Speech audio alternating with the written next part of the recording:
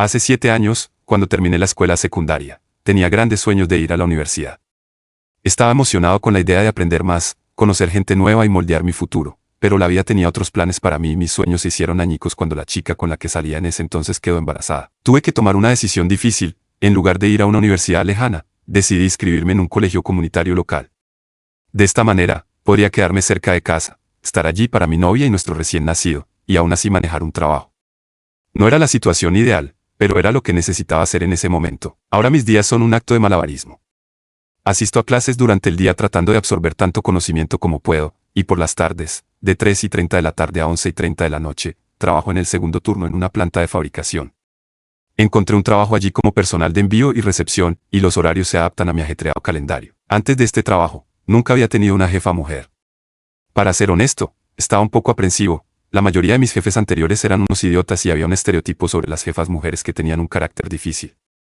Pero, sorprendentemente, resultó ser un cambio refrescante. No era particularmente cálida o amigable. De hecho, tenía lo que algunos podrían llamar un rostro de perra en reposo, lo que la hacía parecer inaccesible.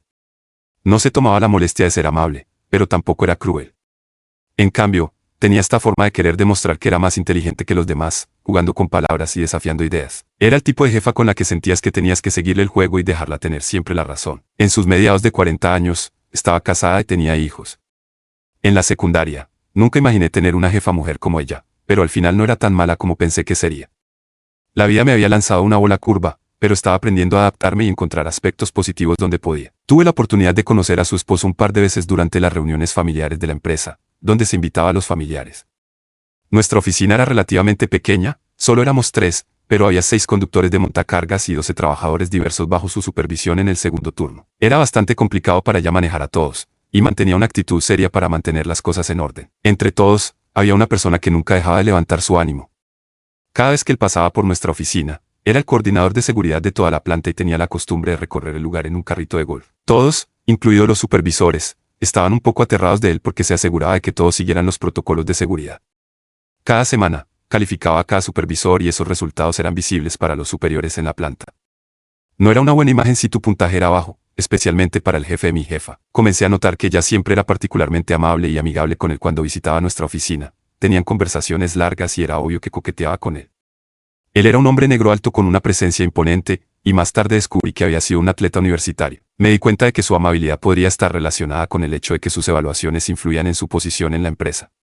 Quizás estar en buenos términos con él era estratégico para ella, asegurándose de obtener puntajes favorables. Era interesante observar estas dinámicas en el lugar de trabajo, una mezcla de conexiones personales, responsabilidades profesionales y la sutil danza de la política de oficina.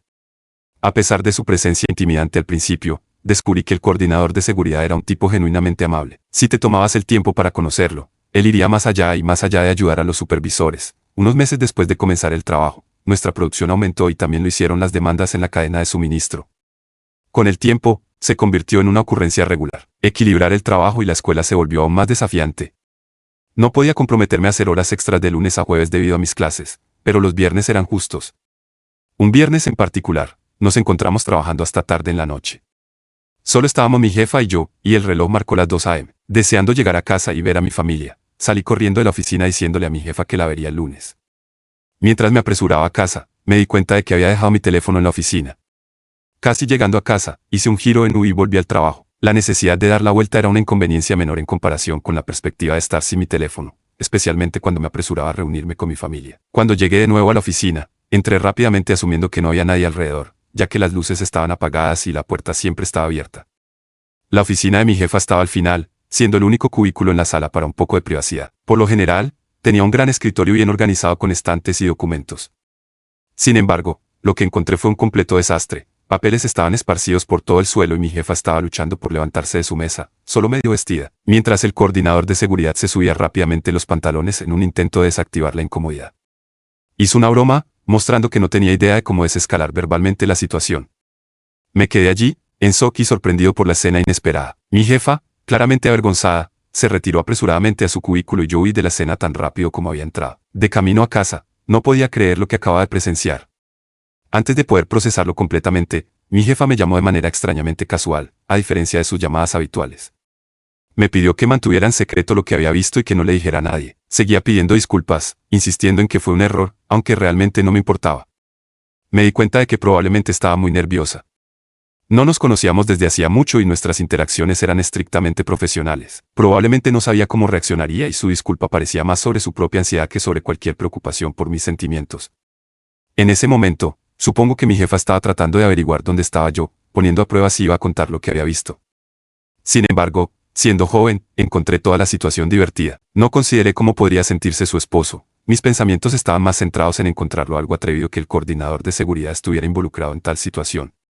Curiosamente, ni siquiera lo mencioné a mi novia cuando llegué a casa. Tenía la idea de que si la exponía, estaría actuando como alguien que chismea, y eso simplemente no me parecía correcto. Cuando regresé al trabajo el lunes, todo parecía normal.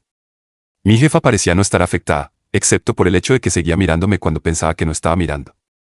En la semana siguiente, noté que se estaba acercando más a mí, volviéndose más casual en nuestras interacciones. No estaba bajo ninguna ilusión, sabía que estaba tratando de cubrir sus huellas. Lo que no sabía era que realmente no me importaba su vida personal. Mi enfoque estaba en ir a la escuela y ganar lo suficiente para cuidar de mi joven familia. En mi posición en ese momento, había 3 niveles de aumento salarial que típicamente se lograban en 3 años por empleados de alta calidad.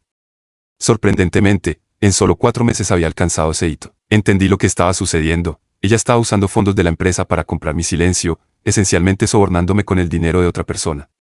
Aún así, estaba contento, estaba ganando lo suficiente para mantener a mi familia y disfrutando de privilegios que de otro modo no habría tenido. Mis prioridades estaban claras y estaba decidido a aprovechar al máximo las oportunidades que se presentaban. A veces, cuando llegaba tarde al trabajo y debería haber recibido puntos, mi jefa los eliminaba mágicamente. Siempre me hacía saber cuando hacía esto y, aunque nunca lo discutimos explícitamente, podía sentir que realmente no quería que nadie se enterara. Ella ganaba buen dinero en el trabajo y quién sabe qué consecuencias podría tener eso en su matrimonio si las cosas salían mal. El coordinador de seguridad también mantenía su distancia, entendiendo el riesgo de que alguien más se enterara de su situación y pusiera en peligro sus trabajos. El resto del año transcurrió con este acuerdo tácito. Alrededor de un año después, mi jefa se acercó a mí y mencionó que había una posición disponible en otro departamento. Se ajustaba mejor a mi horario y venía con un salario más alto. Sentí que estaba tratando de empujarme sutilmente a salir, pero, ¿cómo podría rechazarlo si estaba cosechando los beneficios? Durante el tiempo en que presenté mi solicitud para la nueva posición, estaba inmerso en el trabajo y la escuela, y no me di cuenta de que mi relación con mi novia se estaba deteriorando lentamente. Comenzamos a ser como compañeros de cuarto, cruzándonos solo por la noche.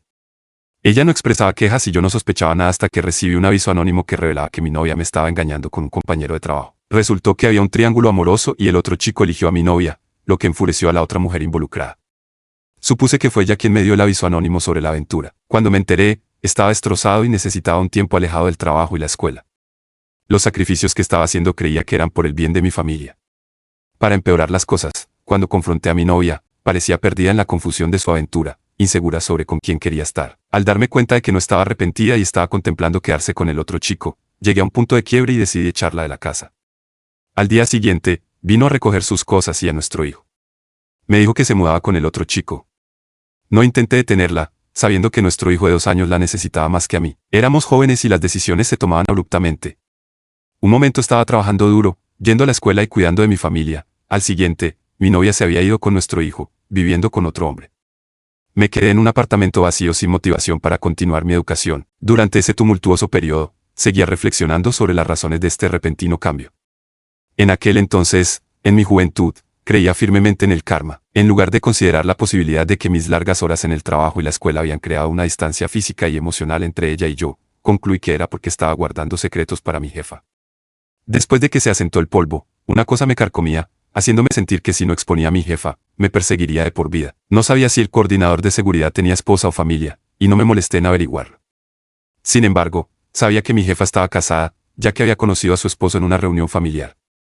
Quizás por despecho o un sentido de autodestrucción, decidí reunirme con el esposo de mi jefa y contarle lo que había presenciado. Al día siguiente, estúpidamente me presenté en el trabajo con una jefa enfurecida. Estaba furiosa conmigo y me dijo de inmediato que estaba despedido. Naturalmente, fui a recursos humanos alegando represalias. Pero mi jefa ya había cubierto sus huellas. Había informado a recursos humanos antes de despedirme, afirmando que yo le había mentido a su esposo sobre una aventura. No se molestaron en hacer una investigación, simplemente le creyeron. Su razonamiento era que si yo había atrapado a mi jefa y al coordinador de seguridad, debería haber ido a recursos humanos en lugar de a su esposo. Si hubiera hecho eso, afirmaron que lo habrían manejado de manera diferente. Perder mi trabajo no fue la única consecuencia, también perdí cualquier esperanza de transferirme a una posición mejor remunerada dentro de la empresa. Algo sobre la infidelidad de mi novia y su falta de remordimiento me llevó por un camino destructivo, dejándome lidiando con las repercusiones de mis decisiones. Durante ese tumultuoso periodo, mi exnovia decidió añadir a mi dolor y sufrimiento al ponerme en manutención infantil. Ante esto, tuve que encontrar rápidamente un trabajo que chocara con mi horario, y, a regañadientes, abandoné la escuela. Este error me costó casi 2 años de mi vida. Me tomó ese tiempo recuperarme emocionalmente, encontrar un trabajo que se ajustara a mi horario y finalmente volver a inscribirme en la escuela.